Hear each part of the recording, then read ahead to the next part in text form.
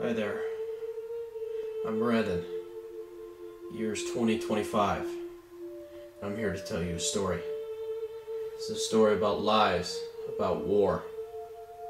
You should pay close attention because it's about me and it's about you. First, let me tell you about your past. See, it didn't just end up like this.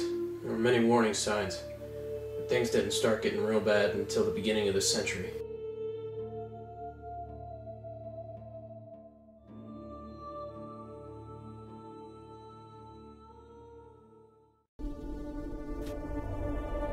It all started with things like the Patriot Act, allowing government agencies to strip away our rights of privacy, collect intelligence on us. The NDAA, which allowed the government to imprison its own people without trial.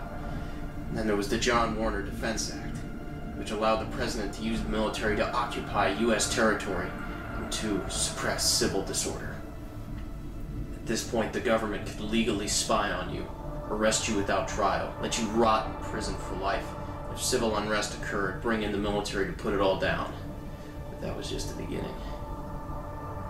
The government can never take control over an armed population, so it began running long campaigns to demonize guns, and slowly took certain ones away for our own protection, of course.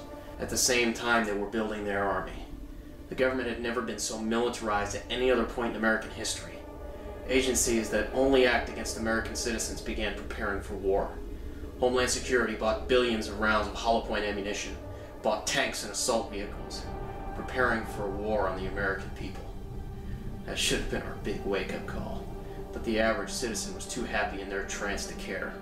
Tragedy after tragedy, the government was exploiting disaster to bring in more surveillance and drones to kill American citizens deemed threats to the government. And that's where you are today. Well, but our story isn't over yet. Oh no, that's just the beginning. Let me show you the future. Let me show you the future that you seem so keen to let happen. The year 2015. After a mass shooting, the federal government exploits the dead to put a ban on all firearms. At this point, some of us knew what was coming next. We'd seen it before. 2016, during the disarming of innocent people, there was unrest. Those who made problems were arrested. Some were burned in their homes, and people just watched.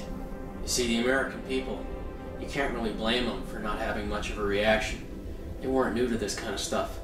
The military had been going more and more public for the years leading up to it, about their military drills against civilians. In Texas and Miami, where they're flying black helicopters in, shooting blank rounds of machine guns at civilians.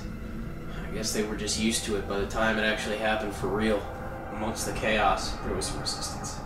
There were only about 1,000 of us when I joined, but by 2017 the number had grown to 2 million nationwide. What followed was the bloodiest civil war of the 21st century.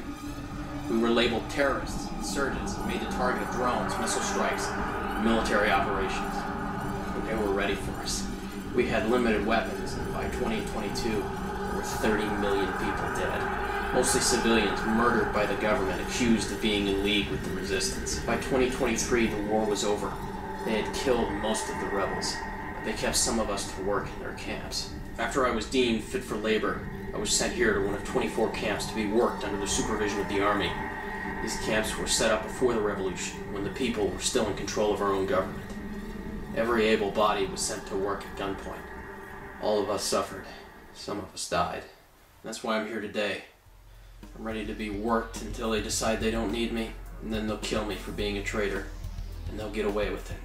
Because that's the world we live in 2025. I'm telling you this now because there's still time. You still have control over your future. After crippling legislation, we weren't able to win the shooting war, but you still have the power to win the info war. You don't need an AK-47 or body armor to fight tyranny if you catch it early enough. Visit Infowars.com or tune into Alex Jones and share this important information with your friends. This is your wake-up call, America, and I'm your Paul Revere. Win the info war and stop this version of 2025 from happening. It's not too late. I suppose they'll be coming for me soon. Don't waste this warning. Go to work. Win the info war. Good luck.